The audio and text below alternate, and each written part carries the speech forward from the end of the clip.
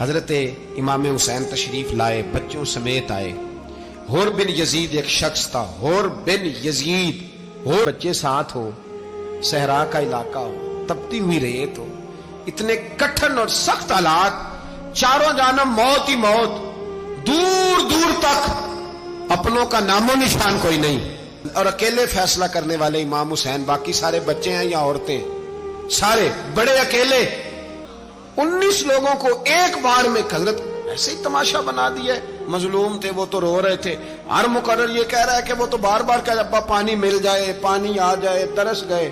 خدا کا خوف کرو، یہ دلیر لوگ تھے، ان کی باتیں آج بھی پڑھ کے دلیری پیدا ہوتی ہے، دلیری پیدا ہوتی ہے، دلیری پہ مشکیزہ وہ بھی کٹا۔ دیکھ لو میں پس منظر پہ ہوں ابھی تک، میں بتا رہا ہوں کہ جہاد کس کے خلاف تھا؟ ظالم حکمران کے خلاف، ظالم کافر کے خلاف نہیں، مشرک کے خلاف نہیں۔ حضرت امام حسین رضی اللہ تعالیٰ عنہ نے ہر جگہ ایک ہی بات کی کہ یزید شرابی ہے تو بچے کٹوا دوں گا، شرابی کو ووٹ۔ یہ ایک نہیں، ہر کتاب میں یہی لکھا، ہر کتاب میں، اور ہر مسلک کی کتاب۔ یزید چونکہ مجرے دیکھتا ہے، رنڈیوں کا ناچ دیکھتا ہے، بچے کٹوا دوں گا، اس کے ہاتھ میں ہاتھ۔ امام حسین نے فرمایا چونکہ اللہ کی حدوں کو توڑتا ہے، حقوق اللہ پامال کرتا ہے، حدود اللہ، بچے کٹوا دوں گا لیکن اس کے ہاتھ میں ہاتھ۔ سارا دن خود مجرا دیکھنا اور 10 محرم کو 2 دیگیں پکا کے حسینی بن جانا، سارا سال خود گند مند کرنا، شرابیوں کے ساتھ رہنا اور 10 محرم کو 2 آنسو بہا کے یاد رکھنا۔ میں ہمیشہ کہتا ہوں، پھر کہہ رہا ہوں، جس کے موبائل میں گندے گانے ہیں، گند دیکھتا ہے، شرابی کبابی کا سپورٹر ہے، ووٹر ہے، یا مجرے دیکھتا ہے، آتا جاتا ہے، وہ یاد رکھے قیامت میں امام حسین کا ہاتھ ہوگا، اس کا گریبان ہوگا۔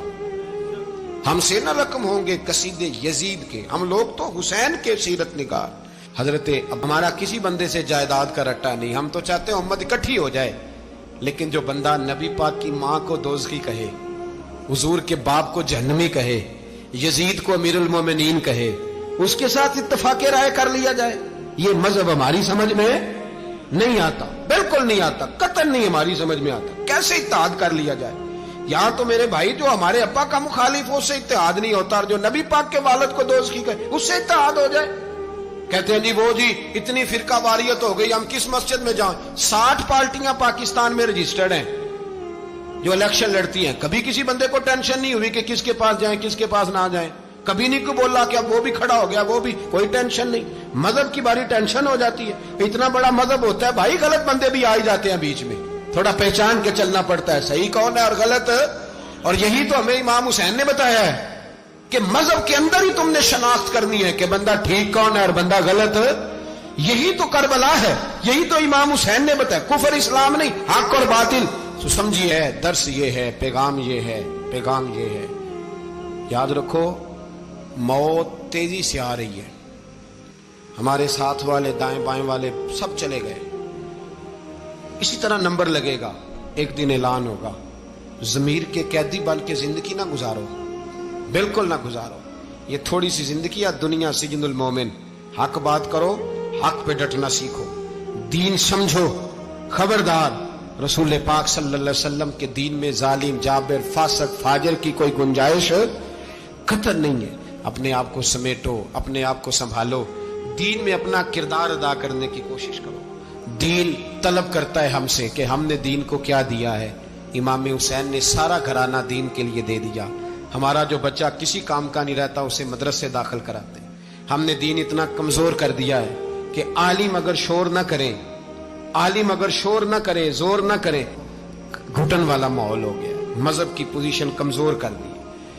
اب جہاں تک اس بات کا تعلق ہے جی فرقے ہو گئے، تو میرے بھائی یہ کوئی اتنی خطرناک بات ہے، یہ کوئی اتنا مشکل معاملہ نہیں ہے، یہ تو امام حسین نے بتا دیا تھا کہ یزید کے طور پر ایک غلط فرقہ کھڑا ہو گیا ہے، لہذا اس کا مقابلہ کرنا ہے، اس میں کوئی بری بات ہے؟ لیکن ایک سبق ہے بزرگوں کا کہ اگر سچی بات بھی نہیں کرنی تو پھر اس منبر کا حق ادا نہیں ہوتا۔ جو سچ بولے وہ حسینی ہے، جو ظالم کے سامنے کھڑا ہو جائے وہ حسینی ہے، جو مصلحت کوش ہو، جو کہے ٹائم نہیں، گراؤنڈ ریالٹی نہیں، حالات نہیں، طبیعت نہیں، موقع نہیں، تو ابھی امام حسین کے پیغام کو نہیں سمجھا۔